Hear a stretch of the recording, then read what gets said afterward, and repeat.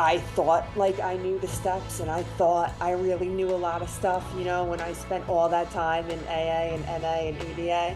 And it was almost like a new world of recovery filled with love, and everything opened up to me once I started incorporating plant medicine into my recovery. There's only been a benefit.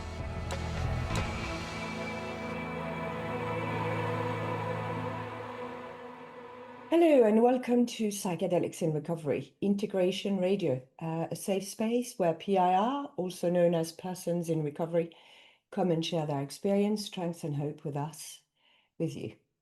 My name is Anne and I'm a person in recovery and your host today. Integration Radio is a podcast by Psychedelics in Recovery. The views shared are personal and do not represent PIR as a whole. PIR does not promote, endorse, or sell psychedelics or any substances. This podcast is for reflection and integration only and is not medical or professional advice. We ask listeners to respect anonymity and the principles of recovery. Please see the safety and ethics page on our website for additional resources, psychedelicsandrecovery.org. This radio is part of PIR's ongoing effort to carry the message of recovery to those still suffering. In alignment with the 12 traditions that guide our fellowship, this radio will not be funded by outside contributions. PIR, as an organization, has no opinion on outside issues. And while we discuss plant medicine and psychedelic in this episode and many others, PIR does not promote or endorse their use. The spiritual intention of PIR and of this podcast is to create diverse, safe and sacred spaces for all who wish to recover, always striving for humility over hubris and principle before personalities. Whether you're new to the idea of integrating psychedelics or plant medicine in your recovery process, new to recovery or a long-time member of the fellowship, our aim is to create a space for curiosity, connection, and hope. In this first series, entitled Journeys of Healing, we explore the intersection of recovery and the transformative potential of psychedelic medicine through some of our members' experience. So settle in, open your mind, and let's walk this path together. This is the PIR Integration Radio. And today it gives me great pleasure to introduce my friend and fellow, Karyn Hess, who has come to share her experience, strengths, and hope with us. Hello, Karyn, and thank you for being here. Hi, Anne. How are you? All good, and in good company for the next hour. Oh, thank you. So let's jump in and tell me, how did you discover psychedelics or plant medicine? And how did it lead you to PIR, or was that the other way around? Give me a bit of background on this. Okay. I am no stranger to a lot of psychedelics. LSD, I, used as a kid. Mescaline, I used as a kid. Marijuana, I used as a kid. As an adult, I was in recovery, and I relapsed after, 13 years of continuous sobriety, and really was having a hard time getting back. And at that time in my life, just certain pieces of literature came out. It just ended up like in my zeitgeist, in my algo, it just like was there. So somehow someone implanted something. I read In the Realm of Hungry Ghosts by Gabor Mate, which led me to his work. And he sort of like really had a lot of to do with my interest in it. So after I was in pain from not from like after like getting sober again, not being happy, not really caring if I kept my sobriety, just in a really like dark spot. And so I finally did some research on some like retreat spaces or whatever. And my first time using psychedelics intentionally was with psilocybin. Right. Yes. Okay. Before you tell me a bit more about this, let's backtrack a bit and tell me about your addiction. Tell me about how you were in recovery, Yeah. and what did that look like, and Yeah. and your experience of addiction. But I'd like to go back to that ceremony and hear more about it. Okay. So go back to the addiction or the Yeah, ceremony? Go go back back to to the addiction. Okay. Yeah, so as I guess in high school, I really started abusing alcohol and drugs. Nothing was off the limits for me. I was I I was I, it just served me. It just served me and my lifestyle and what was important to me, which was just partying, I guess. I made it through college somehow. After college, I landed a job, but I ended up getting a couple DWIs, which sort of threw the loved ones around me into a tizzy and really sort of like pushed me into recovery. At the same time, throughout most of my like college career and then a decade after that, I was really suffering from an eating disorder too. So I was just really like a person that was walking around like subconsciously trying to kill herself, and the only thing that gave me relief of that like subconscious deep dark pain was my use of alcohol and drugs. So one thing was constantly serving the other for me. So sooner or later, I grew up in New York. Sooner or later, somehow I ended up in Florida as a means to like, get sober. So my real, I did some like time in the rooms and whatnot in New York, but my real like integration of my life like into the 12 steps happened soon after 9/11, soon after 9/11, 2001. That's when I got down to Florida. And I just become really involved first in AA, and then I spent most of my recovery in NA. And that's where I really just sank my teeth into recovery. And I ended up relapsing, a decade and a half later when I was on my honeymoon. Oh, wow. Yeah.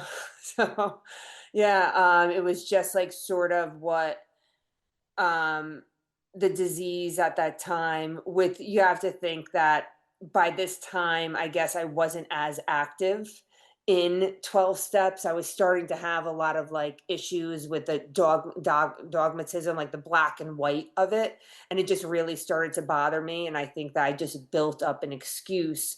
So I was on my honeymoon, and my husband is a normal person, and we were at a winery, of course, and I was thinking I'll be fine with this. I've been fine for 15 years without this, and I was like, oh, I think I could do this now, and that's when I started drinking again. It was just very bizarre, like very bizarre.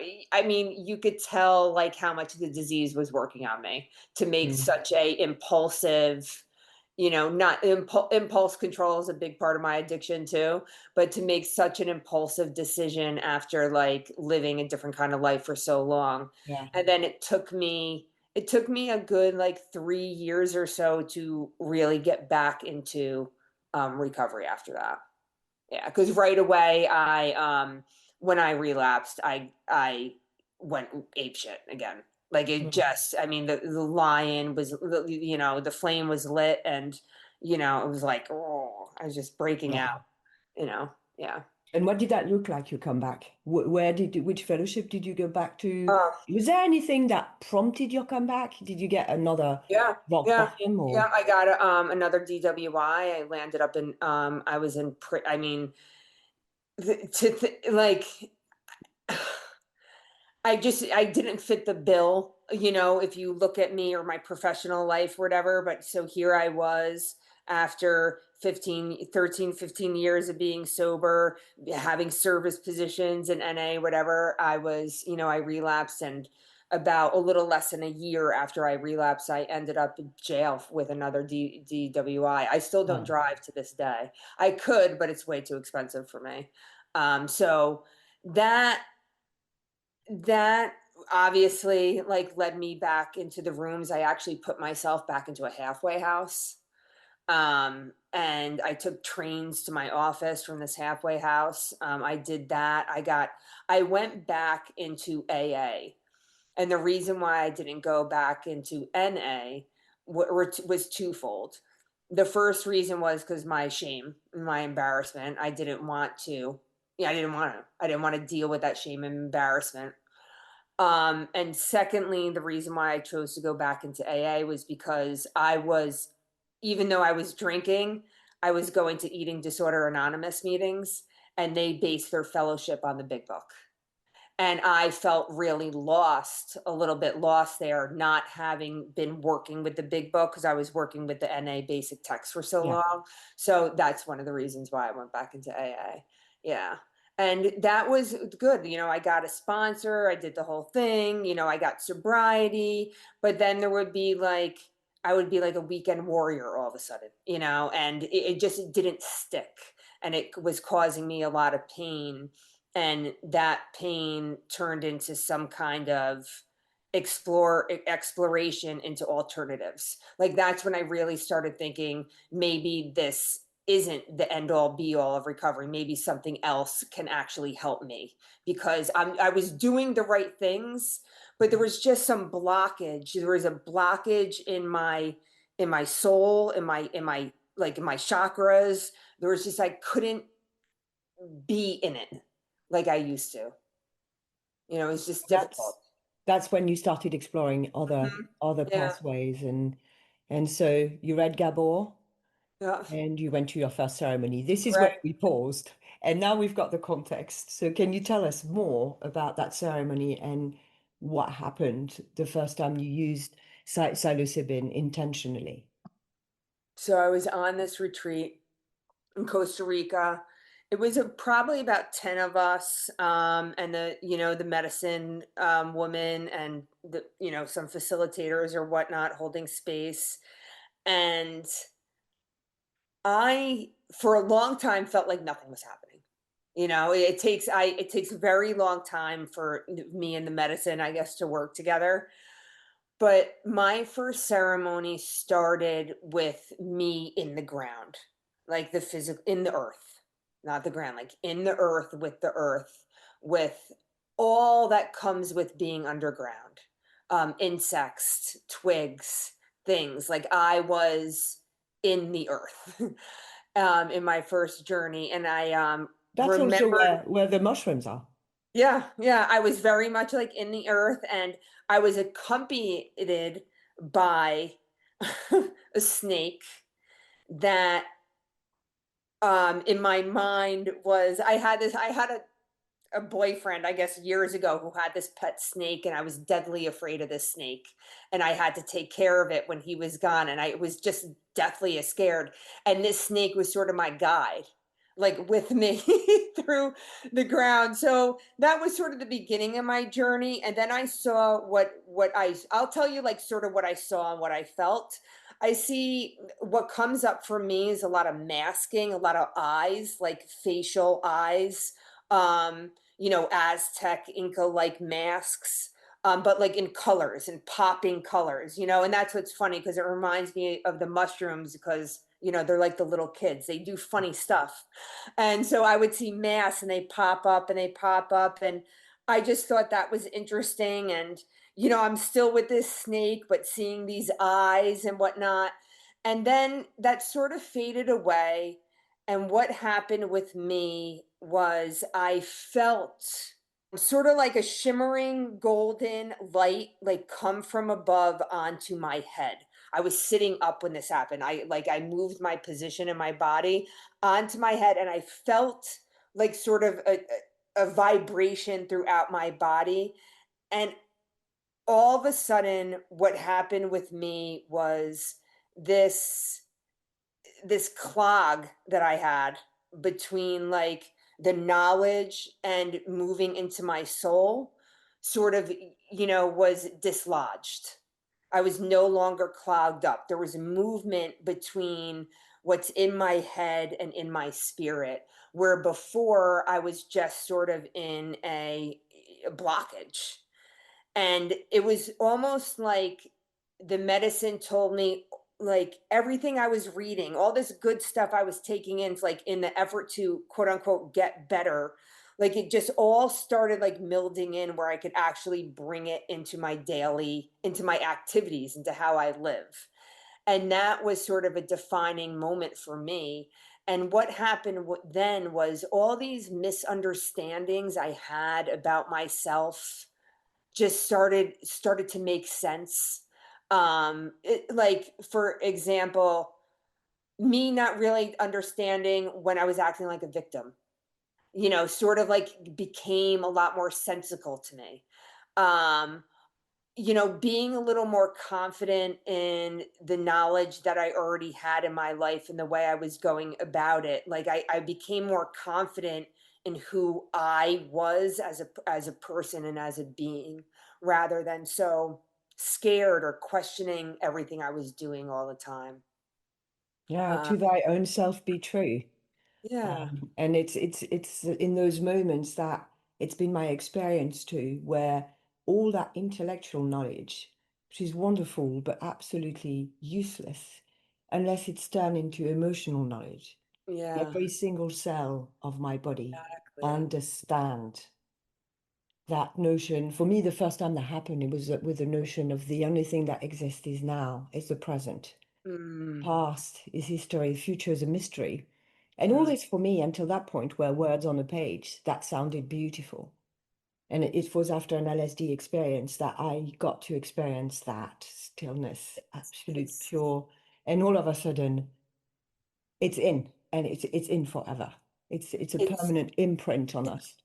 And it's almost like when it's a great feeling of non-duality too, when you're in the earth, and subsequent experiences with psilocybin, always so like nature connected. Even if I'm inside, there's something like evidence that shows me how like we are just all like one, that feeling of oneness and that feeling of sort of, I think they call it like lagos or something, like that, just that space of knowingness. And I think sometimes it could be really scary. And time between ceremony sometimes could, I could find myself going back into a more like of this world mindset. Yeah. Yeah. You're the you having a human experience, Yes. and Yeah. that bit. How do we rejoin each ceremony? How do we remember that we are a spiritual being having a human experience in between the ceremonies? Because those ceremonies are there as a profound reminder of that. But it's Yeah. so easy to fall back into being human again. And I guess it takes me nicely to my next question is how is that integration? And how do you Yeah. integrate? How do you Okay. stretch the Okay. time between the ceremonies? What's your practice? I do work with a plant medicine therapist. I see the therapist I see knows I use plant medicine. She's taken me through, she's facilitated 2 ceremonies for me. So it's what's really important for me is to digest with her. If like if it takes some like internal family systems work, that helped me a lot. Um, like when I was explaining before, I had this experience of like the knowingness, so much of that also was like the work of self-compassion, and how healing that was for me. So I use a lot of self-compassion and integration, especially doing internal family systems work. And other ways I integrate are just so very simple: nature, service in my community, um, taking walks without my phone, I find very healing. Um, being mindful, like it's amazing, like taking note of things when I see a change in my life, where before I alluded to like some impulse issues, right? Say like I be sitting here, I'm like, and I'll have a thought, oh geez, I want to drink, and before plant medicine, I would just be like, all right, I'm going out, I gotta go get a drink, I just need something. Where now it's like, oh, isn't that a funny thought? I don't buy my own bullshit now. It's just like, oh, isn't that a funny thought I'm having? Why am I feeling that? And those type of activities I couldn't do before. Like my impulse would take over. The addictive feeling would take over. Where now I could actually have a conversation with myself. Doing that, noticing that, and you know, going to meetings, going to PIR meetings is a huge part of that. Doing like service there, doing service in my community is a big part of that. There's a PIR meeting, the PIR integration meeting that I love. It's on a Sunday night. And there you just, when you're listening to other people's stories too, it does so much for you. So doing a lot of listening, being in like integration is an into, and I think that there's a lot of intention behind integration. So it's really, having intention behind, well, how do I want this ceremony or this thing to carry on into my life, and have intention about that. And when I put effort behind my intention, I believe that's my integration. Hmm. And talking Yeah. of intention, do you systematically go into a ceremony with an intention? Do you do the preparation work also with your therapist, presumably? And can you talk about a bit about those intentions, and how do you work with them? Oh, good question. I would say most of the time when I'm going into ceremony, I'm going in with an intention. But here's the hit, right? I was taught that, the mushrooms and ayahuasca, there I'm not to impose my will on the medicine, right? I may want an idea of something I'm working on in my life. Oh, I want to be less impulsive. Oh, I want to feel a little more love in my life. I don't go in sharp, right? Because when you go in sharp, it's almost like you're trying to, I don't want to bring my will into it, sort of like a third step, right? I don't want to bring my will into it. I want to surrender to the experience, understanding that when I get out of it, I can go look at the intention I had when I went in to begin with it. So it's a loosely held thing, because I think if you hold on to it too tight, once you're in ceremony, you're trying to will like an answer to happen. And that's not the way it works. At least that's not the way it works for me. I hold like a very loose idea of an intention, and I go in there and see what the medicine's telling me. Then after the ceremony, revisit that. Yeah. Whenever there's been a couple of times too where, I've maybe taken a medium or a bigger microdose of psilocybin, and not have been so intentional or so ceremonial, but more like I just want to relax this Saturday afternoon. I want to get into nature and listen to some good music. And that's almost like an extension of my like ceremonies, where I sort of get back into the vibe of what we were talking about before. Like if I feel like I'm losing touch a little bit of that space and time, then maybe, yeah, I'll indulge in some microdosing and stuff like that. And it might not be a big ceremony, but it will be like an afternoon of just getting back into that mindset. I may need a little help. Yeah, it reminds Yeah. me a bit of what people who work with iboga do, and after the ibogaine flush, have boosters, taking Yeah. them back to that place and having that kind of quiet, privileged moment to be reminded of what it was like, and to to refill Yeah. the cup, really. Mm, And I have found exactly the same thing, is that intentions are all very well and good, but I need to remember I'm not driving the boat. I yeah. really am not. And if I want this to go as well as can be, I really do not want, I want to surrender and not have an Yes. agenda. And step three is really for, it's the same for me. Is whenever I drink any medicine, I say Mm, the step three prayer in my head. yeah. Um, I I'll never forget my first ceremony. One of the facilitators was explaining to me about the mushrooms. She's like, "We call them the Los Niños because they just do whatever they want. You can't put. They're going to do whatever they want, and it's going to come from everywhere. So just have fun with it. They're having fun with you. So it's you really have to go in with that sort of like that surrendered mindset. Yeah, because afterward, for me, is when like the change really comes from that first ceremony. I didn't really feel or understand the benefits of what was going on until I had like my next impulsive thought and I didn't act on it. So it's sort of like if and I kept working with my therapist. I've kept going through PIR always. I started going to PIR. I found out about PIR at that ceremony from someone because I was telling them how weird I was feeling, about the doing psychedelics and all that dogmatism that we prefaced before.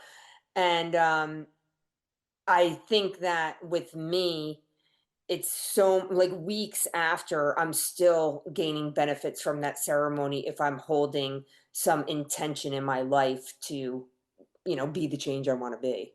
Yeah. Yeah. And so perfect timing for introducing PIR. So it's fabulous that you got to know about PIR at your first ceremony. Mm. And so can you tell me a bit more how your first few meetings were and how you integrated it in your recovery, if you still go to AA meetings, if you how do you juggle and how do you share about your experience outside if you do? Okay. I've only shared about my experience outside with like good friends. I don't attend regular AA anymore.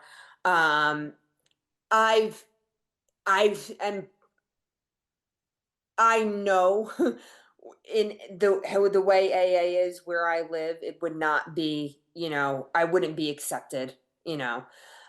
So only do PIR. I started going to PIR the week I got home from that first ceremony. I'm a weekend warrior, I guess, because I'm a 9 to 5er Monday through Friday. So most of the meetings I attended were on the weekend. And the first meeting I attended is my home group still to this day. It's the Saturday morning meeting. I've always loved a Saturday morning meeting. So that just became my home group. And I just, I just remember being so emotional at like my first month of meetings because I was overblown with gratitude. There were people actually having the same experience I was feeling of, really appreciating the steps and wanting them to be in my life, but really having this deep knowledge of what these plant medicines were doing for me and how they couldn't be in conflict and how it was so difficult bringing that into traditional AA. And I was just so grateful this space was here because this like model of living my life for the most part has been successful. If a problem comes up in my life, I always refer back to, well, what spiritual principle do I need right now to get through this? What step would, get me there? So this way of living has been so ingrained in my life because I've been going to meetings for so long that I just was like overblown with gratitude that now I had a space where they both were hand in hand, where I was able to talk about plant medicine or not, depending on what was going on, or just my feelings or whatever was going on, and just feel so unjudged. And I have to, a little sidebar here. Um, I had mentioned before when we first started talking that I also suffer from an eating disorder. And that eating disorder at times in my life became very, very like prevalent. Like you could see it. And so there was a lot of judgments from people when I was in traditional rooms. I'm just saying this is my experience, not everyone else's, where people came up to me and was like, "You're not sober because you're, in an eating disorder." And that judgment was like way too much for me. So the idea of going into AA with plant medicine now, I just decided to stick with PIR. And in PIR, sometimes mention my eating disorder there, but I can't, I have to, I'd be remiss if I didn't say that plant medicine has extremely helped me with that part of my life. It's of no concern to me. You know, the way I look, and with my weight, is just really, it's not the prison that it used to be. And that has a lot to do with how, I just started thinking about myself due to plant medicine. The neuroplasticity of my brain has changed. Yeah. And that's That's one of the beauty of PIR, and I think we don't talk about this enough. Because we've got psychedelic in the name, obviously our unique comparison point is the fact that we integrate psychedelics in our recovery, but we are also a fellowship of people coming from all 12-step paths of recovery and other paths of recovery. So I remember my ears being pricked by someone talking about being an overeater once in a meeting, and I've never ever explored that part of my mental health, and it's certainly one that I realized I needed to explore because I found out in a PIR meeting about people sharing openly about other issues, not just alcohol, not just drugs, and we do not have any outside issues, so we can talk about all this. And I guess talking about the fact that, yes, you've got an alcohol problem, a drug problem, and having some eating disorder, all this in the same meeting with no confusion, because I believe it is the same problem, and therefore the same solution can be applied to it. That's why it's step 12, practice these principles in all areas of your life. We can't distinguish. And that's what other 12-step fellowship, in my opinion, have failed to see. It's all connected. And even some clinical trials, which are specifically intended for one particular type of addiction. It would Mm, be interesting to see a clinical trial for addicts. Doesn't matter what you're addicted to, particularly when it comes to psychedelic therapy. Um, mm, and so it's true. interesting to see this been your experience because you got Oh yeah. well in Yeah. all areas of your life with Mhm. one fellowship. It's amazing. I agree with everything you're saying. It's so true. And so can you elaborate a little bit on how long after your rejoining the fellowship did you do that ceremony to put? So let's see.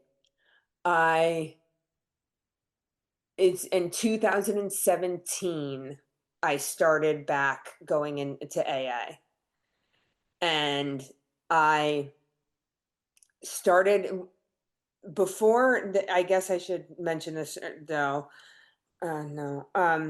I would say around 2022 was when I really got into psychedelics. Maybe a little earlier than that. Um, Firstly, before I started using mushrooms, I did with the help of a therapist use medical marijuana to help me with my appetite with my eating disorder, and Okay. that seemed to really help. So I did do that, and that really, really, really helped me, which was another reason why I didn't really, I was looking for solutions out of AA. So in around 2022, I think I did my first ceremony, and I've been working with the same therapist since then. And I I'm not the kind of person that's like going into ceremony every month. I'll maybe do like one big ceremony a year and Okay. then like microdose throughout the year, you know what I mean? Or take like medium dosages or not. But having a real, maybe, since then, it's only been a couple, 3 years since that started. But since then, that's just been my Yeah. experience. One or two like big ceremonies a year and just some little work in between. Yeah. And how did you find you could integrate that work in your 12 step? And have you redone the 12 steps since you got to PIR?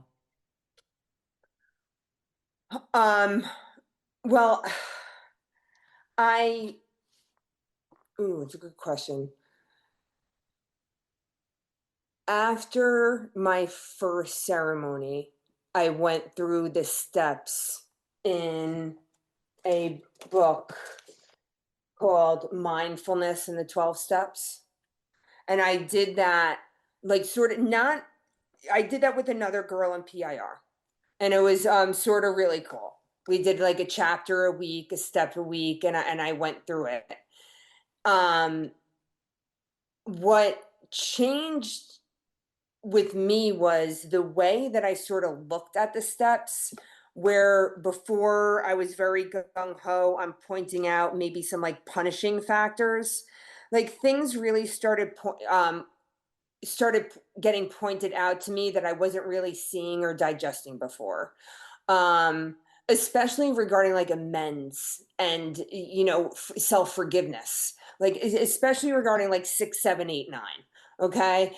Um, it what's so amazing about what happened with me with psilocybin especially was the way I was able to sort of understand my defects of character and how at one time they were really serving me and sometimes they are really good but I just take them to a high intensity level. So one of my biggest cruxes that killed me, not killed me, but hurt me throughout my life was this through line of the inability to forgive myself for stuff I did when I was a kid and in college and stuff like that. Just a total inability to have some self forgiveness. I would think I would have it. I would go through the motions of the steps when I was in AA and NA, but there was something that kept me in my eating disorder, right? There was something there that wasn't healed.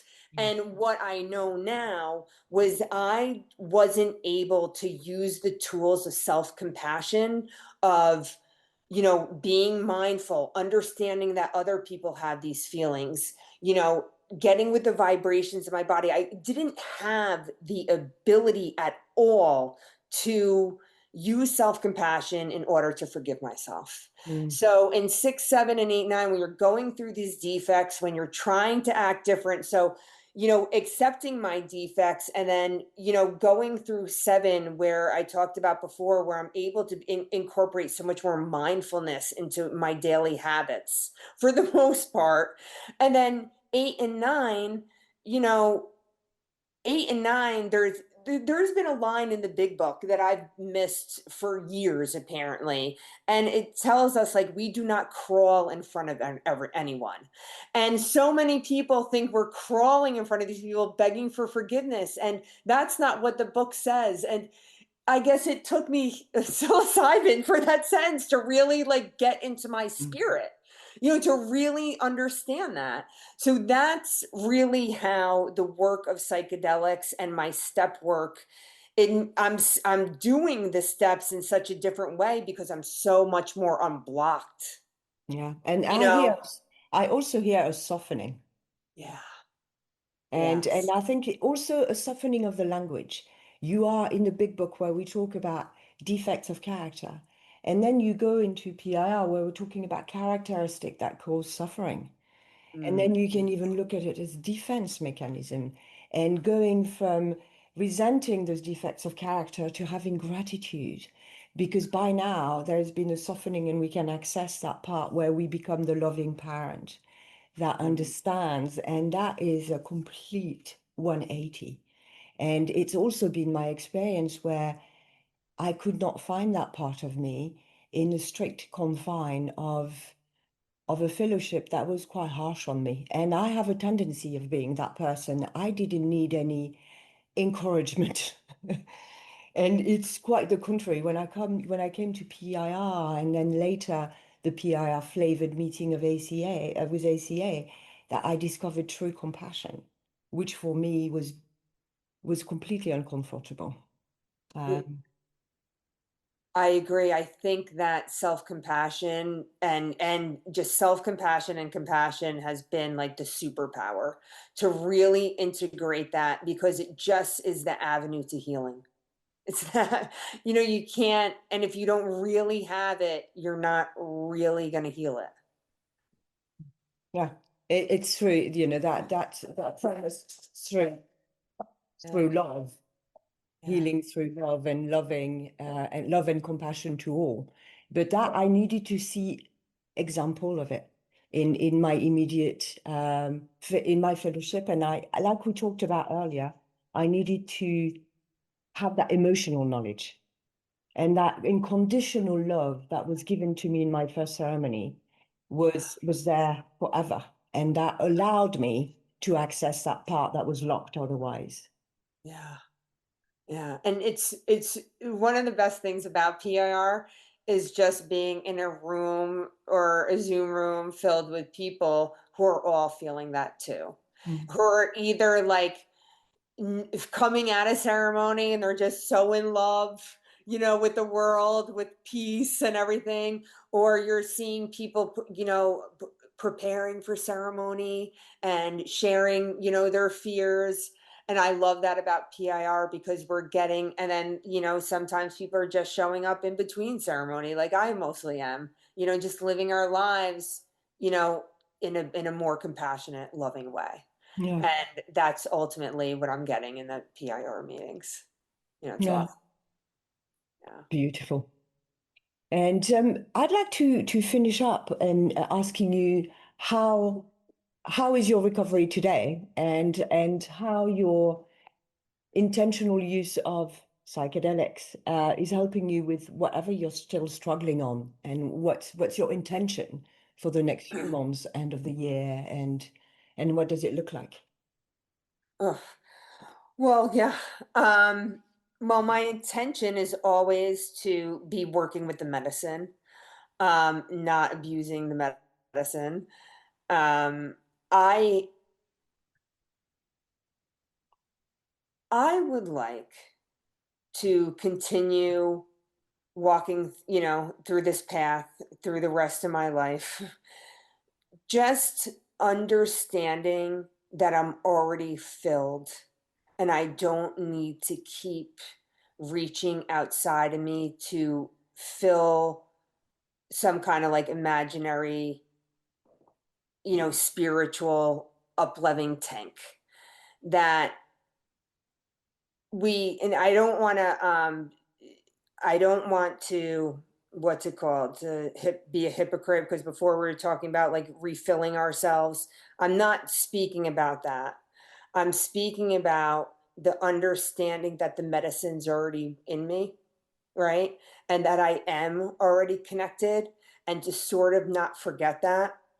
Um, I think my intention is to keep on the path of sobriety, not abusing alcohol, and serving in PIR, because I know that outside of this, that's where my best area is.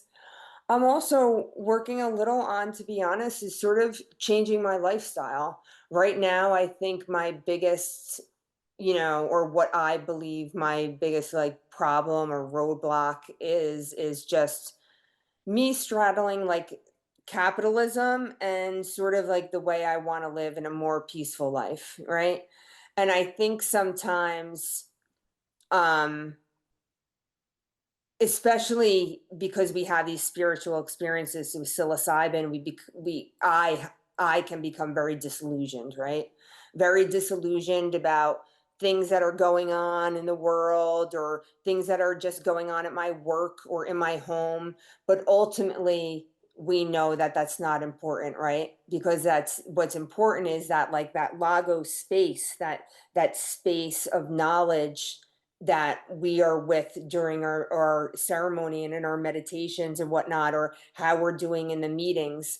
So really just walking through with the perspective of understanding like what's really important and what's not in life, and to really watch my impulse control, not having alcohol in my life, um, is how I sort of want to live it, Hmm.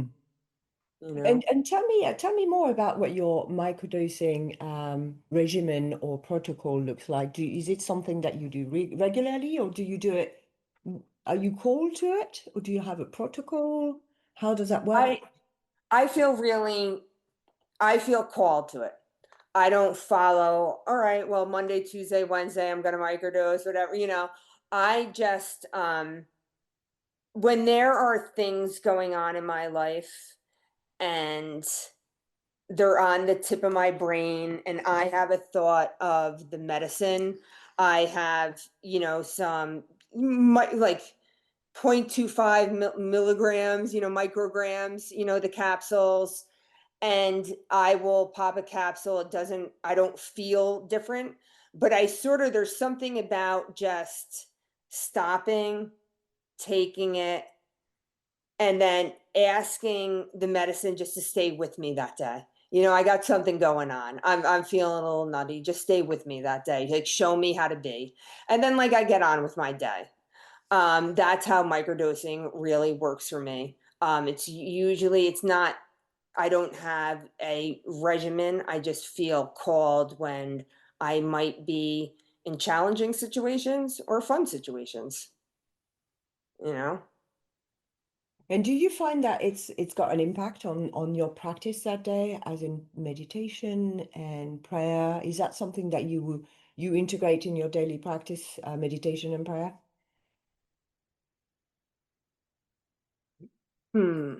I have a pretty regular meditation and prayer thing going on. So I don't, it doesn't really affect it because I'm going to be doing it anyway.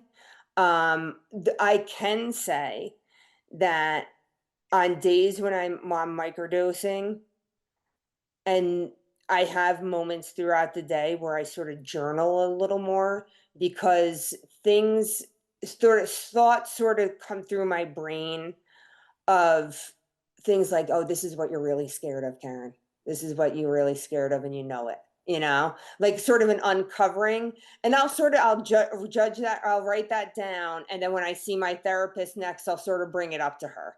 Hey, this is what came to me. I was microdosing the other day. I was just like doing a project or something, and something really just was started nagging me. What do you think about that? Mm. So that happens more often where I sort of could, like, get to the point of whatever I'm feeling a little quicker. Yeah. But I certainly, when on days when I'm microdosing, I already know when I'm taking it, I'm going to take time to sit a little quieter, to let the thoughts come in. That's part of my intention behind microdosing. Yeah. Yeah, I found that journaling during Yeah. microdose cycles it's been Yeah. very good. My therapist asked me to do automatic writing, and that works really well. And then later on, a fellow in PIR suggested a two-way prayer, and I didn't know what two-way prayer was, and it's a combination of prayer, meditation, and almost automatic writing. And I noticed the times I do that are usually times when I'm in a microdose cycle, Yeah. because the times when I'm not in a microdose cycle, I just don't do it. Yeah. So I don't have anything to compare with, but I'm compelled to want to ask, and it's almost like an oracle. Yeah. Yeah. And again, like you said before, you're a little softer. You're a little softer around the edges. So you're just slightly a little kinder to yourself, you know what I mean? And it sort of just like puts you in that prime spot to, yeah, explore your curiosities a little Yeah. more. Yeah, the default mode network is disabled slightly, and that Yes. ego is Yeah. in the cupboard temporarily, and then we can have access to the self and with love and compassion without all that judgment that clouds our perception of things. And it's wonderful that to hear your experience, very similar to mine in many ways. Yeah. I mean, I haven't really explored doing like a strict regimen. I something I would think that might be helpful if I was going through like a really big life change or not. You know what I mean? But I haven't explored that. It's really everything but with me is a lot by feel, which which is just how it is with me. Yeah. I think that's probably also something that grows with the practice of listening to one's intuition. Yes. Yeah. And that's a funny thing you said before. I think one of the words I was trying to grasp for before when we were talking about my first ceremony and the aftermath and integration, it's like really like that feeling of having an intuitive thought and actually trusting it. You know, that's a gift. That's a gift from the mushrooms for me. Mm. It's that, like, you're having a thought and it's not, "Oh my god, like, I'm not talking about a thought like, "Oh, you're gonna have a drink today." I'm talking about, like, an intuitive thought about your healing, like, what I'm really scared of, or this happened, this may have changed me. It's those type of things that you accept a little more instead of brushing away, Yeah. and allow I think, yourself with compassion to become curious about, which yeah. is not which just wasn't on my periphery before plant medicine. Yeah, the fact that all of a sudden you just know we will intuitively know how to handle situation which used to Mhm. baffle us. Yeah, And exactly. and it's a long way away from those Yeah, first trimesters of AA where yeah, sponsors tell us whatever your head is telling you, do the opposite. Um, yeah. this is a Yeah, form of alignment. exactly. And this is exactly what I was referring to when I was like that blockage was removed. It's I all this knowledge that we kept saying, oh, it just seeped in. And I was like, oh yes, I could do that now. It was like it was almost like given freedom or Mm. something, just really implanted in me. Yeah. Yeah, and I think it's what I love doing now is attending the Big Book study on Sunday, which I think was my first meeting, and reading the Big Book now through the lens of psychedelics. The words take different meanings. The bondage of self, all those notions that I could only see through one Yes. dimension. Now I can see it coming from all sorts. They have different meanings. And Yeah. like you, there's all sorts of words that come out of the big book that I've never seen before. It's Yeah. taken me many, many times reading it over and over to go, oh yeah, it does say this black and white here. Yeah. And that's the open-mindedness that Yes. uh, the psychedelics is gifting us through neuroplasticity. Is being Yes. able to see things we couldn't see before, and they take a different meaning to our recovery. And I don't think it's ever ending. I think we could be sitting here having this conversation in 10 years and finding new stuff from that book. Um, I'm sure. Absolutely. I'm sure Yeah. of it. And then hopefully by then we'll have our own big book, which we are still waiting on, coming soon. Um, well, it's been a delightful conversation. Thank you very much for coming to spend some time with us, Karyn, and for all the service you do in PIR. Aw. Is there anything you want to lead us out with? A closing comment, a final thought, something you wish I'd asked you and didn't? The only closing thought is I've never, ever, ever had the thought or regret of introducing plant medicine into my life. My life, my performance at work, my performance in my relationship has only felt more free and loving since. And if I had to leave anything with that, I would leave that I I thought like I knew the steps and I thought I really knew a lot of stuff, when I spent all that time in AA and NA and EDA. And it was almost like a new world of recovery filled with love, and everything opened up to me once I started incorporating plant medicine into my recovery. So that's what I would leave with you guys. That there's only been a benefit. Psychedelics in Recovery is a peer-led fellowship guided by anonymity, non-endorsement, and mutual respect. Thank you for listening and for placing principles before personalities.